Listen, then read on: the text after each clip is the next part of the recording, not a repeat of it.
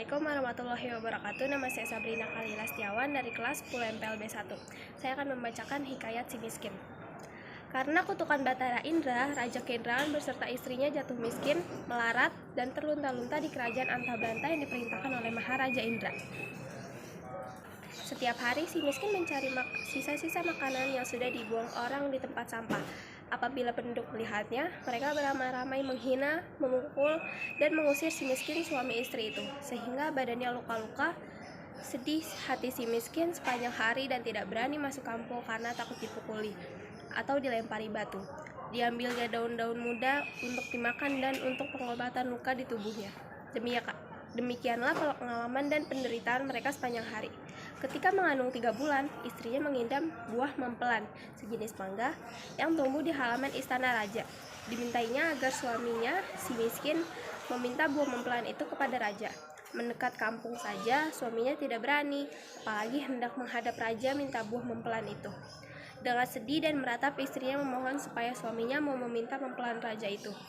Karena kasihan kepada istrinya, si miskin mencoba meminta mempelan itu.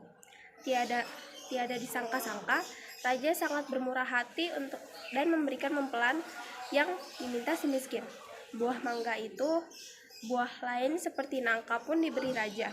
Penduduk kampung yang melihatnya jatuh kasihan dan bermurah hati, memberi si miskin kue dan juadah, yaitu kue basah, mungkin berkat tuah anak yang dikandung istrinya juga.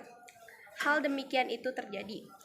Pada hari baik, setelah cukup bulannya, istrinya si miskin melahirkan seorang putra yang sangat elok parasnya. Anak itu diberi nama Marakemah, yang artinya anak dalam penderitaan. Ketika si miskin menggali tanah untuk memancang tiang atap tempat berteduh, tergalinya oleh Taju, topi mahkota yang penuh berhiasan emas. Dengan kehendak yang maha kuasa, terjadilah sebuah kerajaan lengkap dengan alat pegawai, pengawal, dan sebagian tempat itu. Si miskin menjadi rajanya dengan Maharaja Indra Angkasa, dan istrinya menjadi permaisuri dengan nama Ratna Dewi. Kerajaan itu mereka namakan Puspasari. Kerajaan Puspasari terkenal di mana-mana, pemerintahannya baik, rakyatnya aman, damai, makmur, sentosa. Tiada lama kemudian lahirlah pula adik Marakemah yang diberi nama Nila Kesuma. Bertambah masyhurlah kerajaan Puspa. Kemudian lahirlah pula adik Marakemah yang diberi nama Nila Kesuma. Bertambah masyhurlah kerajaan Puspa Sari dan bertambah iri hati raja entah berantah. Kemudian tersiar kabar bahwa Maharaja Indra Angkasa mencari ahli nujum untuk mengetahui peruntungan kedua anaknya kelak. Kesempatan itu dipergunakan Maharaja Indra Dewa. Semua ahli nujum dikumpulkan dan diasuh supaya mengatakan kepada Indra Angkasa bahwa Marakemah dan Nila Kesuma akan mendapatkan malapetaka dan menghancurkan kerajaan Puspasari.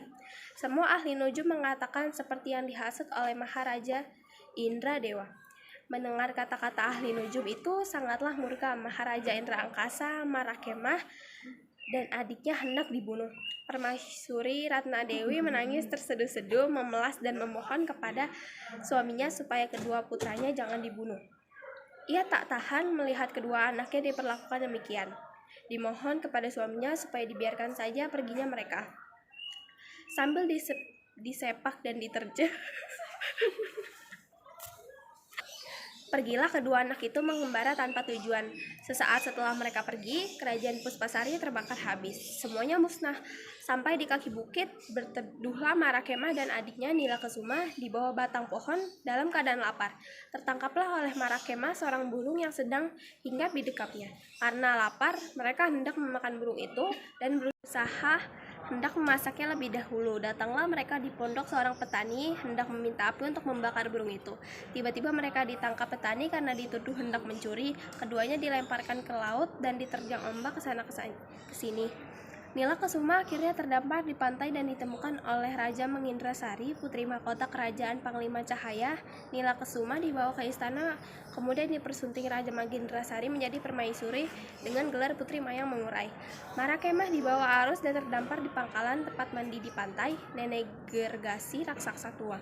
Kemudian ia diambil dan dimasukkan ke dalam kurungan rumahnya. Kebetulan di situ telah dikurung pula raja Cina bernama Cahaya Khaironi yang tertangkap lebih dahulu. Mereka ini dijadikan santapan sang gergasi.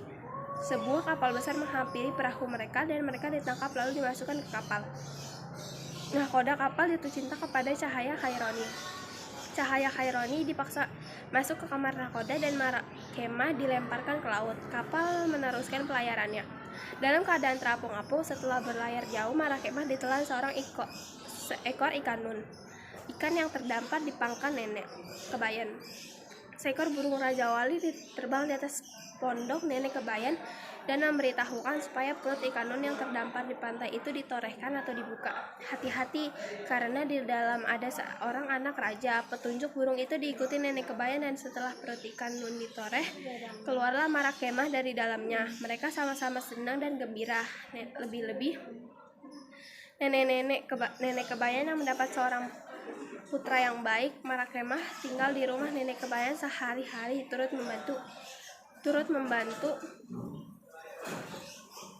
membantu membuat karangan yang dijual dan dikirim ke negeri lain. Dan cerita nenek Kebayan tahulah kemah bahwa permaisuri kerajaan sempat tinggal mereka bernama Mayang Mengurai yang tidak lain daripada seorang putri yang dibuang di laut oleh seorang petani ketika hendak mencari api untuk membakar seekor burung bersama kakaknya. Yakinlah kemah bahwa putri itu sesungguhnya adiknya sendiri. Kebetulan Cahaya Khaironi maupun Mayang Mengurai sangat menyukai karangan bunga nenek Kebayan yang sebenarnya kemahlah yang merangkainya.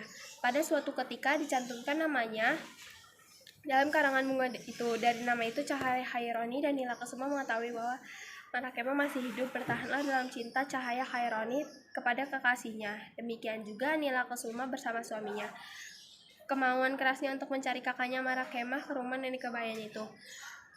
Betapa bergembira mereka atas pertemuan itu tidak dapat Khaironi maupun Mayang Mengurai sangat menyukai karangan bunga nenek Kebayan yang sebenarnya kemahlah yang merangkainya.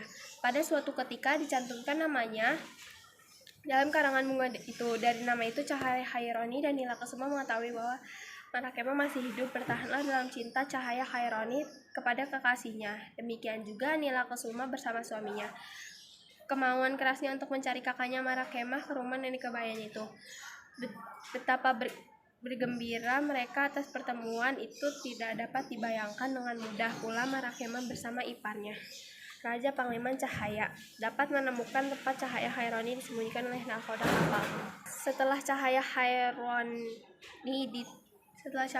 ditemukan, ternyata ia belum ternodai oleh sang nahkoda. Maka dilangsunglah acara pernikahan antara kemah dengan Cahaya Khaironi, dan nahkoda yang menggoda Cahaya Khaironi dibunuh di kerajaan Pangliman Cahaya. kemah bersama Cahaya Khaironi kemudian pergi ke tempat ayah bundanya yang telah jatuh miskin di Puspasari. Dengan kesaktiannya, Puspasari yang telah lenyap itu